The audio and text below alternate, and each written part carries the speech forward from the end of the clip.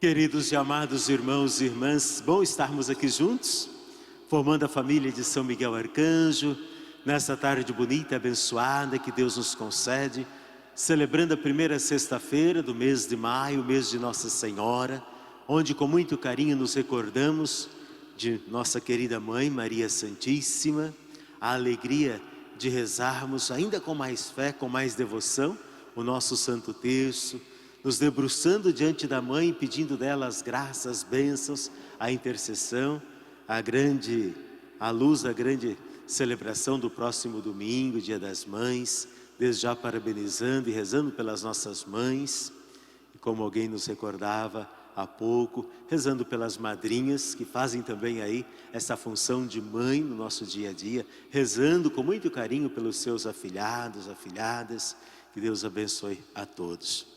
Na alegria de ser a primeira sexta do mês, toda primeira sexta sempre devocional ao Sagrado Coração de Jesus, onde nós olhamos para o coração de Jesus traspassado na cruz, onde verte sangue e água, sendo derramado, lavando, purificando a face da terra. Que novamente a misericórdia do Senhor se derrame sobre todos nós, nos lave, nos purifique de nossos males, de nossos pecados, que o sangue e a água de Jesus, que emana do seu peito aberto, nos fortaleçam para sermos cristãos verdadeiramente autênticos, capazes de viver a fé no nosso dia a dia. Na alegria também, queridos irmãos e irmãs, de ouvirmos a palavra do Senhor, palavra que nos fortalece, que nos edifica. Ouvimos no Evangelho, esse Jesus caminhando, orientando, pregando. Estamos essa semana toda acompanhando o capítulo 6 do Evangelho de São João, é chamado Discurso do Pão da Vida. Discurso do Pão da Vida, onde Jesus ele se apresenta como o Pão da Vida, aquele que quer ser o Pão da Vida, o pão que alimenta, o pão que fortalece. Quando falamos do pão, é o alimento, é o pão que é o sustento diário de todo ser humano, aquilo que é fundamental, indispensável. E Jesus se apresenta como o pão da vida. Eu sou o pão da vida. As pessoas não compreendem, não conseguem compreender o Evangelho que nós ouvimos. Mas como podemos comer deste pão da vida? Como podemos comer da sua carne?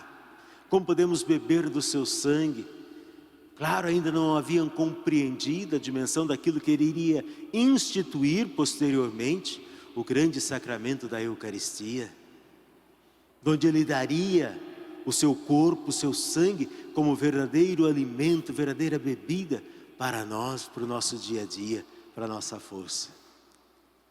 Então, essa grande graça que nós encontramos no sacramento do altar, do verdadeiro corpo, sangue de nosso Senhor Jesus Cristo, e a promessa que ele faz: quem come a minha carne, quem bebe o meu sangue, tem a vida eterna e eu ressuscitarei no último dia.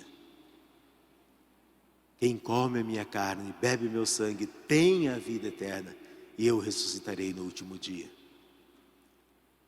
E muitas vezes hoje, infelizmente, queridos irmãos e irmãs, nós não valorizamos o poder receber este pão da vida eterna. Nós desprezamos este pão da vida eterna, esse cálice da salvação. Não poucas vezes, nós preferimos uma vida de prazeres, uma vida mergulhada no pecado, do que uma vida aprofundada na graça de Deus.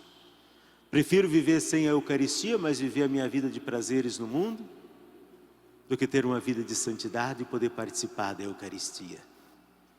Quantas pessoas que optam, que fazem uma opção triste, mas é a liberdade, infelizmente, ou felizmente, que Deus nos deu, para podermos escolher.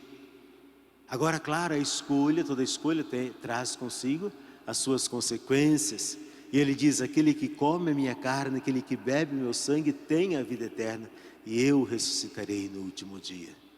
Então, o que nos garante a eternidade, o que nos garante o céu, o que nos garante a vida para sempre, é o seu corpo, é o seu sangue. Por isso nós devemos fazer de tudo para não perdermos o direito de participarmos do corpo e sangue de Cristo, para não nos afastarmos da Eucaristia, seja física, seja espiritualmente, comungarmos esse Cristo. Quantas pessoas que podem comungar de Jesus fazem tanto corpo mole, se afastam do Cristo. Tem o Cristo ali pertinho, a celebração, a comunhão ali pertinho, 2, 3 quadras da casa, quilômetros que seja, e não vão à busca de Jesus, não buscam a comunhão.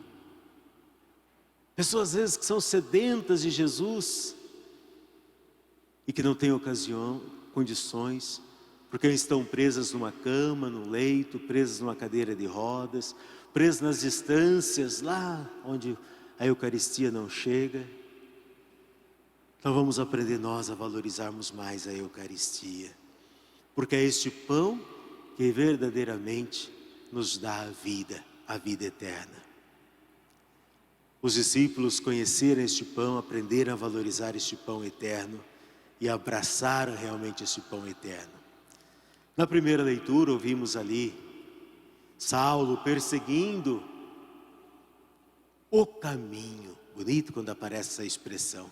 Ele foi diante dos sumos sacerdotes e pediu uma carta que desse autorização para ele chegar onde fosse e prendesse todos aqueles que seguissem o caminho. Cristo era o caminho. E eles dão a carta para ele, vai a caminho de Damasco, e indo para Damasco, cai do cavalo, a história que nós ouvimos na leitura de hoje. Ele perseguia o caminho, Cristo é o caminho. Assim os cristãos se referiam a Cristo no início da história, no início do cristianismo. Muitas vezes nós estamos deixando de seguir Cristo, que é o caminho, para pegar algumas encruzilhadas, algumas vielas por aí. Tem muita gente que não quer seguir o caminho, vai nas encruzilhadas para fazer os seus trabalhos. Também deixam de seguir o caminho verdadeiro. Queridos irmãos e irmãs, precisamos aprender que só Cristo é o caminho. Paulo deixa claro isso para nós. E não há outro caminho que nos conduza à eternidade, senão o Cristo. Que nós possamos nessa sexta-feira buscar realmente a graça, a força, a bênção que vem de Deus para a nossa vida e para a nossa caminhada, seguindo este caminho que é Jesus. Que Ele seja o nosso caminho, que Ele seja a nossa vida, que Ele seja a verdade que nos ilumina no nosso dia a dia. Amém? Vamos agora apresentar